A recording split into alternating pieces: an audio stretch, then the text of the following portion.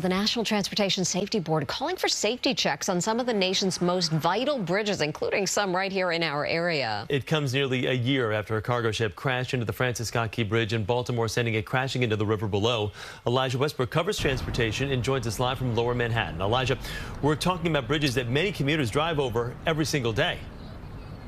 That's right. It's a pretty concerning report, Chris and Marion. On that list of bridges here locally include the George Washington, Manhattan, and the Brooklyn Bridge there in the distance. Now, the NTSB is urging people about this. Right now, officials say they don't know if some of the nation's busiest bridges can withstand a collision like what we saw in Baltimore nearly a year ago at the Key Bridge. The new report shows that there are 68 bridges in 19 states that the federal agency is concerned about. And here in our area, in addition to what we mentioned earlier, they also include the Verrazano, Brooklyn, Manhattan, Williamsburg, Newburgh Beacon, George Washington, the Outer Bridge Crossing, and Newark Bay Bridge. Here's the NTSB chair explaining more about what these safety concerns mean. We are saying there is a safety deficiency here, a potential safety risk, and you need to take immediate action. So we will follow up with all of the bridge owners over time. We will follow up with Federal Highways. So we expect action. And we have an entire team that follows up on those recommendations and will do so. And so more to that point, the NTSB says a risk level above the acceptable threshold doesn't necessarily mean a collapse from a vessel is an absolute certainty, but it also doesn't mean it won't occur.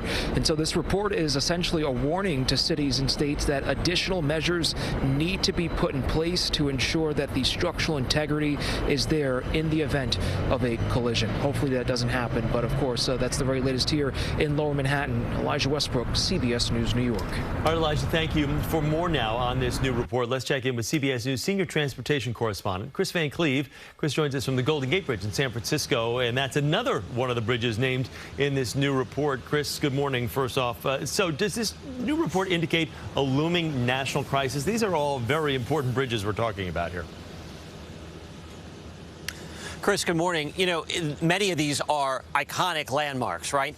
What this represents is an unknown unknown, basically, that the National Transportation Safety Board feels could be a potential safety issue. So a crisis, no, but a question that the NTSB feels needs to be answered.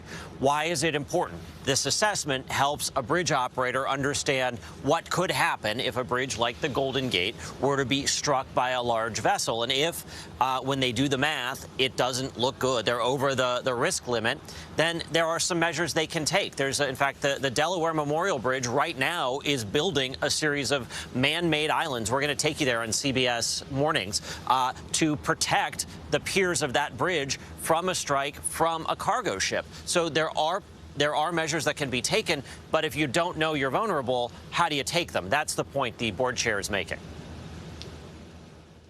Times the size they were when some of these bridges were built, which is obviously playing into the decisions to fortify these bridges. Now, we talked to Elijah at the Brooklyn Bridge a few moments ago. You know, these are heavily traveled bridges, especially here on the East Coast that we're talking about. I know you're at the Golden Gate right now, but should travelers be alarmed, commuters be alarmed at all when they hear that their bridge is on a watch list? Yeah, you know, I don't think there's a reason for alarm. I think what the board is trying to do is essentially use a bully pulpit, if you will, to push the people that operate bridges like the Golden Gate, like the Brooklyn Bridge, to do this assessment, to understand the risks. You know, we talked to the folks that operate the Golden Gate Bridge. They say they believe their bridge is extremely well protected from this kind of collision, but they are now doing that assessment anyway. That's what the board wants to hear. In the case of the Key Bridge, that bridge was almost 30 times over the safety standard. So perhaps if that had been known in advance, measures could have been taken so that we wouldn't have seen the tragic collapse of that bridge and the 6 lives lost. This is one of those situations where redundancy is a good thing. All right, Chris Van Cleve in San Francisco for us. Chris, thank you.